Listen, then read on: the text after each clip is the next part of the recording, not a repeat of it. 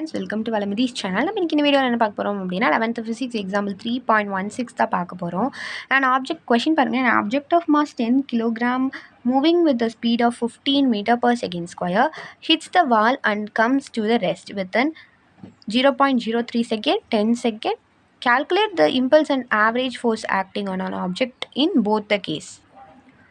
Okay, இப்போ நம்ம வந்து ஆன்சர் பார்க்கலாம். ஆன்சர் என்ன பாருங்க அப்படின்னா, இப்போ வந்து என்ன கண்டுபிடிக்க சொல்லியிருக்காங்க அப்படின்னா, ஒரு ஆப்ஜெக்ட் இருக்குது ஓகேவா, அதை ஸ்பீடாக தூக்கி எறிகிறாங்க. எவ்வளோ ஸ்பீடில்? 15 metre per second square speed, second per 1 அந்த ஸ்பீடில் வந்துட்டு தூக்கி எறிகிறாங்க. 10 கிலோகிராம் வெயிட்டை தூக்கி எறியும்போது எப்போ வந்து அது ரெஸ்ட்டில் நிற்கிதுன்னா, ஒரு டைம் வந்து 0.03 செகண்டில் வந்து ரெஸ்ட்டில் நிற்கிதாமா, இன்னொரு டைம் வந்து 10 செகண்டில் ரெஸ்ட்டில் வந்து நிற்கிதாமா. அப்போது அதோட இம்பல்ஸும் ஆவரேஜ் ஃபோர்ஸ் எவ்வளோ அதில் ஆக்ட் ஆகிருக்கு அப்படிங்கிறத கேட்குறாங்க. ஃபர்ஸ்ட் வந்துட்டு நம்ம மொமெண்டம் கண்டுபிடிச்சலாம் ஓகேவா. மொமெண்டம் என்னன்னா P is equal to mv. அந்த ஃபார்முலா நமக்கு தெரியும்ல. இப்போ இனிஷியல் மொமெண்டம் என்னவா இருக்கும்? சேஞ்ச் இன் மொமெண்டம் தான் இப்போ நம்ம கண்டுபிடிக்க போகிறோம். இனிஷியல் மொமெண்டம் என்ன?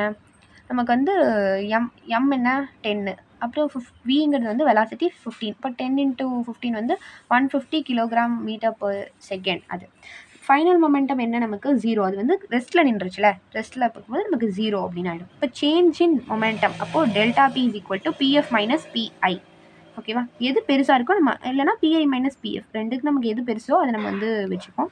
இப்போ வந்து என்ன அப்படின்னா 150 தான் நமக்கு பெருசு. ஸோ அப்போ 150 மைனஸ் 0 அப்படிங்கும்போது நமக்கு 150 தான் வருது. இது வந்து சேஞ்ச் இன் மொமெண்டம். இப்போ நம்ம என்ன கண்டுபிடிக்கணும் அப்படின்னா, இம்பல்ஸும் ஆவரேஜ் ஃபோர்ஸும் கண்டுபிடிக்கணும்.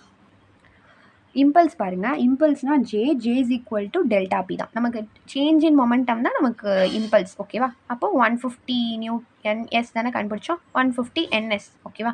அப்போது ஜே வந்து 150 NS ஃபஸ்ட்டு 0.03 செகண்ட்ஸில். ஆவரேஜ் ஃபோர்ஸ் என்ன அப்படின்னா delta B by delta T ஓகேவா. டைம் போடணும், டைம் எந்த சேஞ்சில் அது வந்து சேஞ்ச் ஆயிருக்கு அப்படின்னா. இப்போது 150 டிவைடட் பை 0.03 வரும். 100ஆல் மல்டிப்ளை பண்ணிக்கோங்க. 2 100 மல்டிப்ளை பண்ணால் 15,000/3 வரும். 1 3 is 3, 5 3s are 15, அப்புறம் ஒரு ரிமைனிங் 3 zeros. அப்போ 500 N. அதுதான் வந்து ஆவரேஜ் ஃபோர்ஸ்.